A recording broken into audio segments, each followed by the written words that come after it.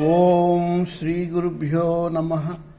ఓం నమః శ్రీ యతిరాజాయ వివేకానంద సూరయే సచ్చిత్ సుఖ స్వరూపాయ స్వామినే తాపహారిణే.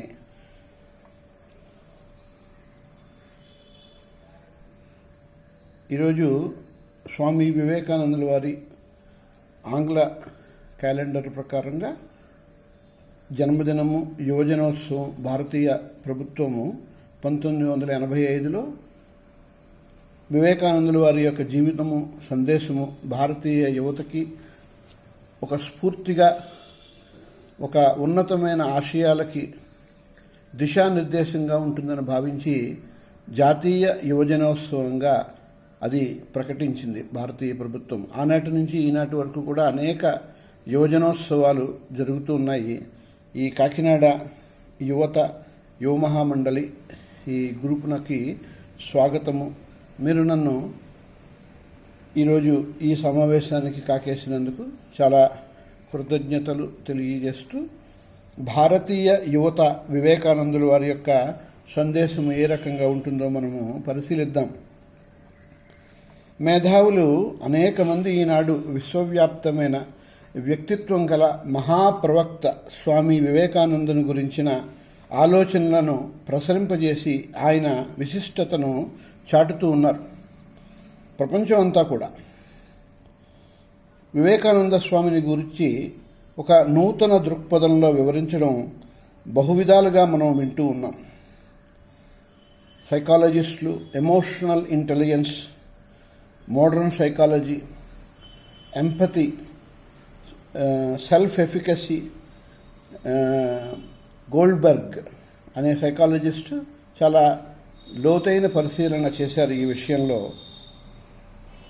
నేను కూడా స్వామి వివేకానంద ఔన్నత్యాన్ని ముఖ్యంగా యువజనులకు సంబంధించిన విధంగా ఈ సమావేశంలో మీకు వివరించడానికి పెద్దవారు దించి, ముఖ్యంగా స్వామి రంగనాథానందుల వారు, స్వామి భజనానందుల వారు, అలాగే ఇతర వరిష్ఠ మహాత్ములు వారి దగ్గర నేను వివేకానందుల వారి బాటలో నడవడానికి ప్రయత్నం చేస్తూ వారి దగ్గర నేర్చుకున్న సందేశాన్ని మీతో షేర్ చేసుకుందుకు ప్రయత్నం చేస్తాను. స్వామి వివేకానందచే ప్రేరితులైన కొంతమంది యువజనులు ఈ కాకినాడ చెందినవారే కాక ఇతర జిల్లాలకి, రాష్ట్రాలకి కూడా చెందినవారుగా నెమ్మదిగా వాళ్ళందరూ కూడా ఏకమవుతున్నారు. ఆయన భావాలకు సంఘంలో క్రియారూపాన్ని చేకూరుస్తూ ఉన్నారు. కాకినాడ కుళాయి చెరువులో వివేకానంద పార్కు, దాంట్లో వివేకానందుల వారి యొక్క విగ్రహాన్ని ప్రతిష్ఠించడం, దాన్ని ఆశాస్ఫూర్తిగా తెలుసుకుని కాకినాడ అనేక యూనివర్సిటీ విద్యార్థులందరూ సమావేశం అవుతూ ఉండడం, నన్ను ఈ రకంగా పరిచయం చేసుకోవడం, ఈ సమావేశానికి మీరు నన్ను కాకేయడము కూడా మూల స్ఫూర్తి స్వామి వివేకానందులు. ఈ యువ గ్రూప్ అంతా కూడా స్వామి వివేకానందుల వారు చెప్పిన గొప్ప ప్రయోజనాన్ని చేకూర్చడానికి ఏర్పడింది అని గుర్తుంచుకుని, ఈ నేపథ్యంలో సుగుణ సంపదలు గల వ్యక్తులు ఎందరో కూడా మీలో అండదండగా నిలబడ్డారు. వాళ్ళందరూ కూడా దేశభక్తులు, ఆధ్యాత్మిక సాధకులు, జిజ్ఞాసులు, చురుకుదనము, మంచి అవగాహన కలవారు, ఉన్నత లక్ష్యాలకు అంకితమైనవారు. చాలా సంవత్సరాల నుండి కొంతమంది నాకు తెలుసు. వారి వ్యక్తిత్వం చాలా ఉన్నతమైనది. వారి శీల సంపద వివేకానందుల వారి బాటలో వారు నడుస్తున్నారు కాబట్టి చాలా శోభాయమానంగాను ప్రశంసించదగింది. అలాంటి వారు ఈ సమావేశంలో ఉంటే మీ అందరికీ కూడా చాలా క్రియాశీలంగా, స్ఫూర్తివంతంగా ఉంటుందని మిమ్మల్ని అందరినీ కూడా నేను అభినందిస్తూ, మీరందరూ కూడా క్రమంగా బలాన్ని సంతరించుకుని అధిక సంఖ్యలో యువజనాన్ని ఆకర్షించి సమాజానికి స్వామి వివేకానందుని నుంచి లభించిన సందేశ సంపదను అందిస్తూ ఉంటారు అని ఆశిస్తూ ఉన్నాం. స్వామి వివేకానంద నేత్రాలతో భారతదేశాన్ని దర్శించడం ఒక గొప్ప అనుభవం. మన సామాజికవేత్తలు, ఆర్థికవేత్తలు, రాజకీయవేత్తలు కాస్త వివేకానంద స్వామిని అధ్యయనం చేస్తే చాలు, భారతదేశ సామాజిక స్వరూపం పూర్తిగా పరివర్తనం చెందుతుంది. వారికి సామాన్య ప్రజల పట్ల ఒకంత ప్రేమభావం అంకురిస్తుంది. ప్రజల్ని ప్రేమించాలి అనేది స్వామీజీ ప్రబోధాలలో ప్రధానమైనది. అందుకే ఈనాడు స్వామి వివేకానందుని దృష్టి మనకు ఎంతో అవసరం. వివేకానంద సాహిత్య సారస్వతము అది సుమారు 10 వాల్యూమ్స్గా హైదరాబాద్ రామకృష్ణ మఠం మిషన్ స్వామి జ్ఞానదానందుల వారు, అలాగే స్వామి చిరంతనానందుల వారు వారి యొక్క కృషి చేత చక్కగా చాలా చవక రేటుకి ప్రింట్ చేయబడి అందరికీ విరివిగా అందింపబడుతోంది. అలాగే దాంట్లోంచి కొన్ని సంక్షిప్తం చేసి వివేకానంద యువజనులకు సందేశము ఇత్యాదిగా సుమారు 40-50 పుస్తకాల పైగా ఉన్నాయి. వాటిని మీరు పరిశీలించవలసిందిగా నేను కోరుతూ ఉన్నాను. వివేకానంద సాహిత్య సర్వస్వము అంటే అది ఒక బాంబు షెల్స్ లాంటివి. ధైర్యానికి, సాహసానికి, వీరోచితమైనటువంటి ఆలోచన విధానానికి, మానసిక దృక్పథానికి అది చాలా ఉపయోగపడుతుంది. ఎమోషనల్, ఇంటలెక్చువల్, స్కాలాస్టిక్ పర్స్యూటే కాకుండా మనిషి ఔన్నత్యాన్ని అన్ని దిశలలోనూ కూడా అది పెంపొందింపజేస్తుంది. వివేకానంద సాహిత్యం చదువుతున్నారు అంటే మనిషి ఈశ్వరుడైపోయి కూర్చుంటాడు. కారణం ఏంటంటే అది ఒక అశరీర వాణి. వివేకానందుల వారి యొక్క మాటల్లోనే చెప్పాలి అంటే, my message can be put into a few words and that is to preach and to mankind their divinity and how to make it manifest in each and every moment of life. దివ్యత్వము అంటే ఏదో పారలౌకికమైనటువంటి విషయం కాదు. మీలోనే ఇప్పుడే ఇక్కడే ఉన్న అనంతమైన శక్తియుక్తుల యొక్క అవ్యక్తంగా ఉన్న ఆ శక్తుల్ని వ్యక్తం చేయడానికి చేసే ప్రయత్నము అన్ని రంగాలుగా, అది ప్రధానంగా కర్మయోగం రూపంలో, ధ్యానయోగ రూపంలో, జ్ఞానయోగ రూపంలో, భక్తియోగ రూపంలో ఉంటుంది. దాన్ని మోడర్న్ పరిభాషలో చెప్పాలంటే man can be empowered in all dimensions, in all perspectives, at all times to face the challenges of life, both outward life and inward life. కారణం ఏంటంటే అది చాలా ఆవశ్యకం మనకి. ఆయన దార్శనికత, ఆయన వెలిగించిన జ్యోతి కాంతిలో మనము ఈ దేశాన్ని పునర్నిర్మిద్దాం. వివేకానందుల వారు ఎంత గొప్ప ఆధ్యాత్మిక మహానుభావులు అంటే, a patriotic monk, a cyclonic monk and a paragon of Vedanta. ఒక వేదాంత సింహము, వేదాంత కేసరి అయినప్పటికీ కూడా చక్కటి దేశభక్తి కలిగినటువంటి సన్యాసి పుంగవులు ఆయన. మనకెన్నో బృహత్ సమస్యలు ఉన్నాయి సమకాలీన సమాజంలో. అధిక జనాభా, నిరుద్యోగము, కటిక దారిద్ర్యము, కాస్త సూపర్ఫిషియల్గా కనపడే కరప్షను ఇత్యాదిగా ఉన్నాయి. సామాన్య మానవుడు వీటిని గురించి జనరల్గా ఆలోచించలేడు. అలాగే రాజకీయ, సామాజిక, ఆర్థికవేత్తలు కూడా వీటిని కేవలం ఒక డైమెన్షన్లోనే పరిష్కరిస్తారు తప్ప మూలాన్ని వారు పరిశీలించి ఆ వివేకానందుల వారి యొక్క దృష్టికోణంలో పరిష్కరించడానికి ప్రయత్నం చేస్తే అది రూట్ అండ్ బ్రాంచ్ రిఫార్మ్గా పరిణామం చెందుతుంది. దీనికి ఎంతో విజ్ఞానం కావాలి, కార్యదీక్ష కావాలి. ఈనాడు ఇది చాలా అవసరం. అందుకనే స్వామీజీ అమెరికాలో ఒకసారి ఇలా అన్నారు, ఇప్పుడు భారతదేశానికి కావాల్సింది ఏమిటి? మార్పు కావాలి, చేంజ్. ప్రాచీన భారతదేశం, మనకి తెలుసున్న భారతదేశం సూపర్ఫిషియల్గా అలాగే కొనసాగడం నాకు ఇష్టం లేదు. అదెంతో దుర్బలమైంది, శిథిలమైంది, చైతన్య విరహితమైంది. మొత్తం దేశమే ఇప్పుడు పరివర్తనం చెందాలి. టోటల్ రిఫార్మేషన్ ఆయనకి అవసరమని చెప్తూ ఉంటాను అనేక సందర్భాల్లో. కాబట్టి స్వామి వివేకానందం కేవలం తత్వవేత్త అనుకోకూడదు. ఆయన మన సంఘము, అందులోని మానవులు పూర్తిగా మార్పు చెందాలని ఆకాంక్షించే ప్రగతిశీల దృక్పథం కలిగిన సాధుపుంగవుడు. స్వామీజీ ఒక విధంగా చెప్పాలంటే విప్లవాత్మకమైన దృక్పథం మన ముందు ఉంచారు. ఈనాడు మనం విప్లవాన్ని గురించి ఎంతో మాట్లాడుతూ ఉంటాం అనేక సందర్భాల్లో. ఈ సందర్భంలో మనం ఎప్పుడో 100-120 సంవత్సరాలు క్రితమే విప్లవాన్ని గురించి ఆయన ఒకసారి మాట్లాడారు. కొలంబో నుండి ఆల్మోరా వరకు అనే లెక్చర్స్లో అనేక తన ప్రసిద్ధమైన ఉపన్యాసాలలో ప్రస్తావిస్తూ ఉండేవారు. ఈ విషయాన్ని మనం గమనించాలి. భారతదేశం సమూలంగా మార్పు చెందాలి, ఎక్కడో అక్కడక్కడ మారడం కాదు. ఈనాడు మన సంఘం పూర్తిగా పునర్నింపడం ఎంతైనా అవసరం. ఆయన మాటలు ఈ విధంగా ఉంటాయి, ఆ మూలంలో అగ్ని రగిలించండి, ignite the fire in the root. దాన్ని పైకి మండనివ్వండి. నూతనమైన భారతదేశాన్ని నిర్మించండి. మానవ నిర్మాణము, దేశ నిర్మాణము అది ఒక చేతిలో ఇంకో చేయి కలిసి వెళ్తాయి. మన ఆధ్యాత్మిక స్వభావాన్ని బాగా గుర్తించగలిగిన వినూత్నమైన మానవ జాతిని రూపొందించాలని వివేకానందుల వారి యొక్క ఆశయం. ఆయన దృష్టిలో మతము అంటే కొన్ని పవిత్రమైన ఆచారాలు, అంటే డూస్ అండ్ డోంట్స్, బిలీఫ్స్, విశ్వాసాలు మాత్రమే కాదు. మతము అంటే అపారమైన శీల బల సంపద. అది సకల మానవాళితో సన్నిహితమైన అనుబంధం కలిగింది. Irrespective of religion, sect, gender, cost, creed. అది ఒక unifying philosophy, a state attitude of the mind, a state of psychology అని అనొచ్చు, స్టేట్ ఆఫ్ మైండ్. సంఘంలో కర్మనిరతులైన వారందరూ కూడా తమలోని తాత్విక స్వభావపరంగా కాస్త ఎక్కువ చైతన్యవంతం కావాలి. ప్రతి రంగంలోనూ మార్గదర్శకులైన ప్రముఖులు ఉంటూనే ఉంటారు సమాజంలో. వీరు మానవులందరికీ కూడా తమలో నిహితంగా ఉన్న ఆధ్యాత్మిక తత్వాన్ని గ్రహించడానికి తగిన అభిరుచిని కలిగిస్తూ ఉంటారు. సామాన్య మానవులు కూడా ఆ రకమైన ప్రేరణ ఇస్తూ ఉంటారు మనకి, జాగ్రత్తగా గమనిస్తే. అతడు రాళ్లు పగలగొట్టి జీవించే సామాన్య వ్యక్తి కావచ్చు, సామాన్యమైనటువంటి ప్రొఫెషన్లో ఉన్న ఏ వ్యక్తి అయినా మన చుట్టుపక్కల ఉండొచ్చు.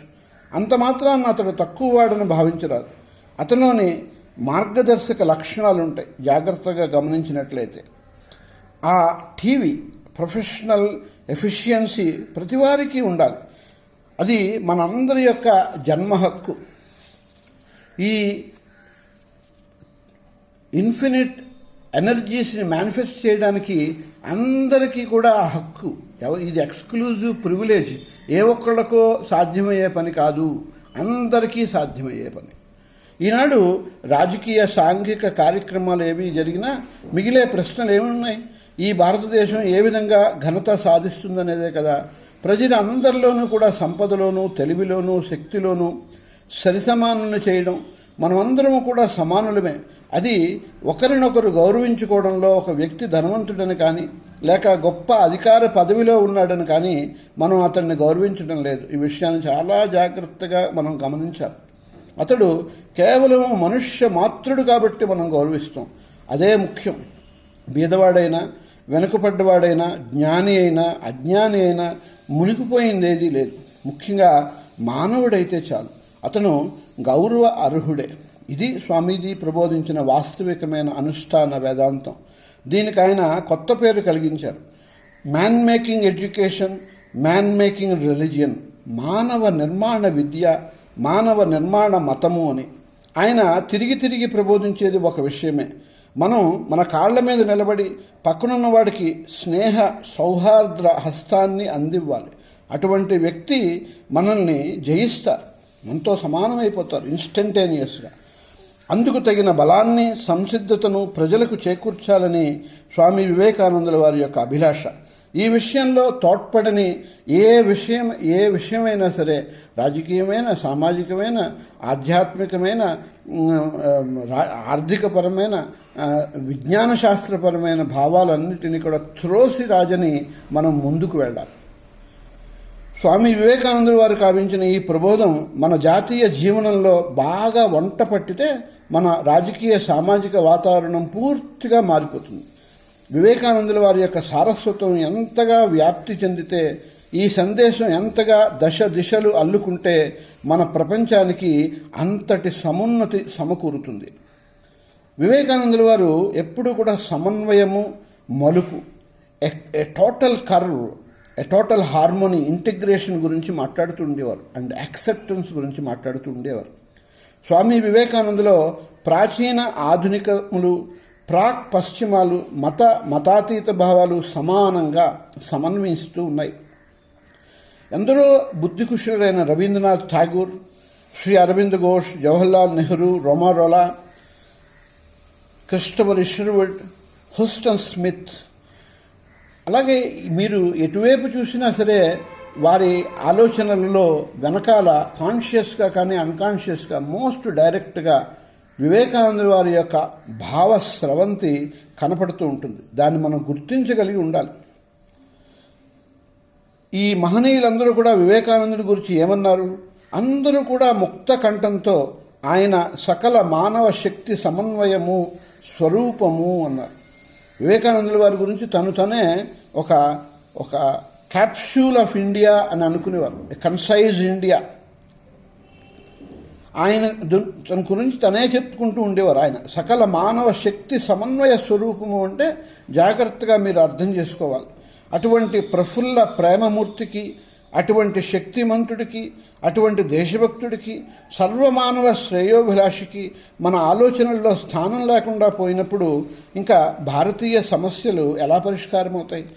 అందువలన అది అసంభవం. నిన్న మొన్నటి దాకా మనం విదేశీ పరిపాలనపై ఆధారపడ్డాం. ఆ తర్వాత యూరోపియన్ దేశాల వైపు, ఆ మీద అమెరికా వైపుకు, ఆ పైన రష్యా, చైనా, ఇతర దేశాల వైపు, వారి యొక్క ప్రగతిశీల కార్యక్రమాల వైపు మనం ఇమిటేట్ చేయడానికి ప్రయత్నం చేశాం. వారి నుండి నూతన చైతన్యాన్ని పొందాలని అర్రులు చాచాం. కానీ ఇప్పుడిప్పుడే జాతికి అవగతమవుతోంది ఈ దేశాలేవి కూడా మనకి మార్గదర్శక కాజాలవని, స్వయంగా అవే తీవ్రమైన సమస్యలతో కొట్టుమిట్టాడుతున్నాయి. కేవలం ఒక పార్శ్వంలో మాత్రమే అవి అభివృద్ధి చెందిన దేశాలు. ఎథికల్గాను మోరల్గాను కూడా వాటిలో చాలా గ్యాప్స్, లూప్ హోల్స్ ఉన్నాయి. కాబట్టి భారతీయ సమస్యలని భారతీయ దృక్పథానికి, సంస్కృతి, సాంప్రదాయాలకి అనువుగా పరిష్కారాలు మనం వెతుక్కోవాలి. మనం మన వైపుకే మరలాలి. Each and every problem has its own unique solution depending upon its culture and social strata. మన సాంప్రదాయాన్ని, మన సంస్కృతిని అవలోకించాలి. ఈ చిన్న మార్పు ఇప్పుడిప్పుడే దిక్చక్రంలో పొడగడుతూ ఉన్నది. ఇప్పుడు ఇంకో దశాబ్దంలో మన జాతీయ భావన ఈ ప్రాచీన నూతన చైతన్య మహోదయం వైపుకు సాగుతుందనే నమ్మకం కలుగుతోంది. తప్పక మనం విజయాన్ని సాధిస్తాం. ఈ మార్పు చాలా గొప్పది సుమా. మనం వివేకానందుల వారిని, నిజమైన వివేకానందుల వారిని అన్వేషిస్తూ ఉన్నాం. తప్పకుండా ఈ దశాకంలో మనం మార్పు వచ్చి తీరుతుందనే విశ్వాసం కలిగి ఉండాలి. దానికి ఈ యువకులే నిదర్శనం.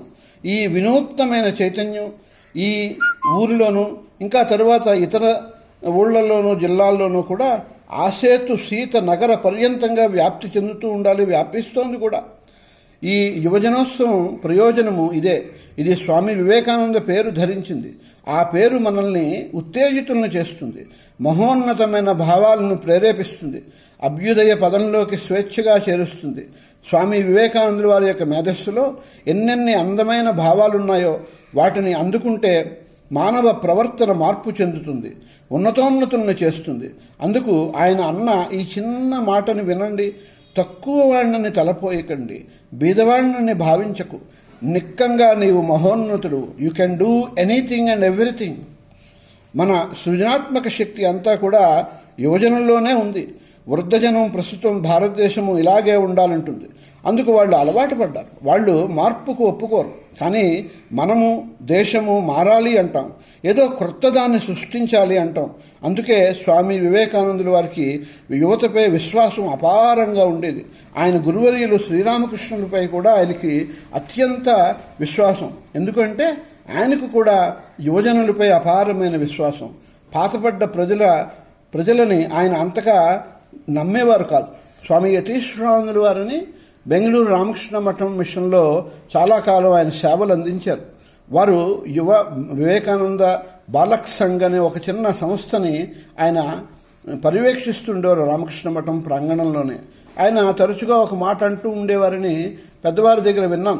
అదేమిటంటే ఆయన దగ్గరికి వచ్చిన డివోటీస్, ఆయన సమవయస్కులు, పెద్దవాళ్ళు, ఎల్డర్ సిటిజన్స్ వస్తుంటే నాకు మీరు రావచ్చు, కానీ మీ మీద, మీ కొడుకు మీద కూడా ఉన్న విశ్వాసం కన్నా మీ మనవలను ఇక్కడికి తీసుకొచ్చి వారికి వివేకానందుల వారి బోధల్లో ఈ బాలక్ సంఘంలో చేర్చి వాళ్ళకి తర్ఫీదు ఇవ్వడానికి అవకాశం ఇవ్వండి.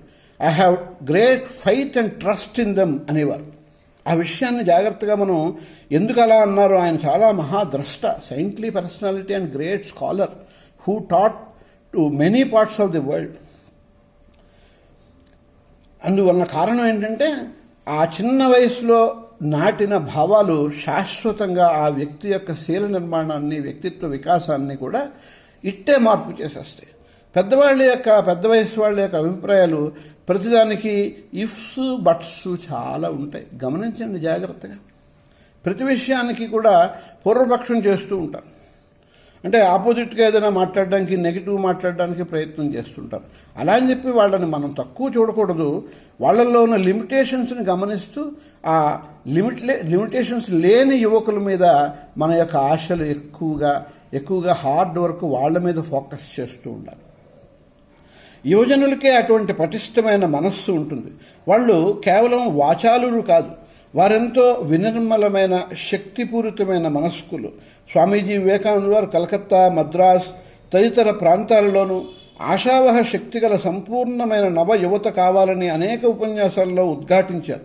అలాగే ఉత్తరాల్లో కూడా ఆయన పదే పదే రాస్తూ ఉండేవారు. ఇటువంటి వారే భారతదేశాన్ని మార్చగలరు.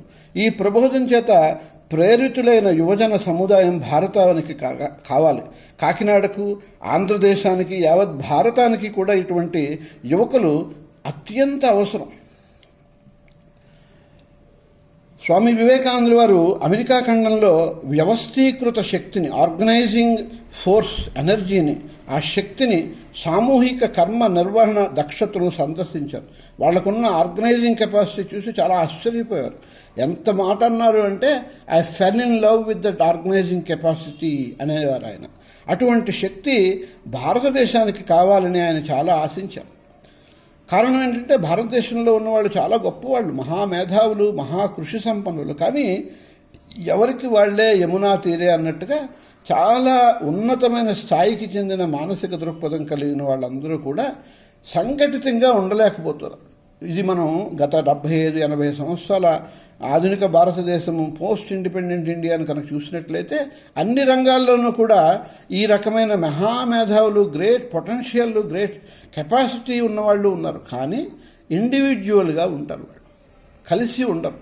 నిజానికి ఇండివైజిబుల్గా ఉండాలి. ఇండివిజువాలిటీ అంటే ఇండివైజిబుల్గా ఉండడం. కానీ వాళ్ళు చాలా పరిమితమైనటువంటి, ఎవరికి వాళ్ళే ఒక షెల్స్లో ఉన్నట్టుగా కనపడుతూ ఉంటుంది. క్రిటిసిజం కాదు మన ఉద్దేశం, క్రిటికల్గా అనలైజ్ చేస్తున్నాం. ఎవరిని తక్కువ చేయడం కానీ, తప్పుగా మాట్లాడడం కానీ మన ఉద్దేశం కాదు. కానీ షార్ట్ కమింగ్స్ని మనం గుర్తించి, ఆ లిమిటేషన్స్ని, షార్ట్ కమింగ్స్ని, ఎర్రర్స్ని, ఎరానియస్ పర్సెప్షన్ని మనం ఓవర్కమ్ చేసి మనం దిద్దుబాటు చేసుకోవాలి, సర్దుబాటు చేసుకోవాలి. ఇవన్నీ కూడా ఆయన గమనించే అటువంటి కర్మ నిర్వహణ దక్షతని సామూహికంగా నిర్వహించడానికే ఒక సింబాలిక్గా, ఒక ఎగ్జాంపుల్గా ఉండడానికి భారతదేశానికి కావాలని ఆయన ఆ ఉద్దేశంతోనే రామకృష్ణ మఠ్ అండ్ మిషన్ నెలకొల్పారు. లేకపోతే సాధువుల్ని ఆర్గనైజ్ చేయడం అనేది కాంట్రడిక్టరీగా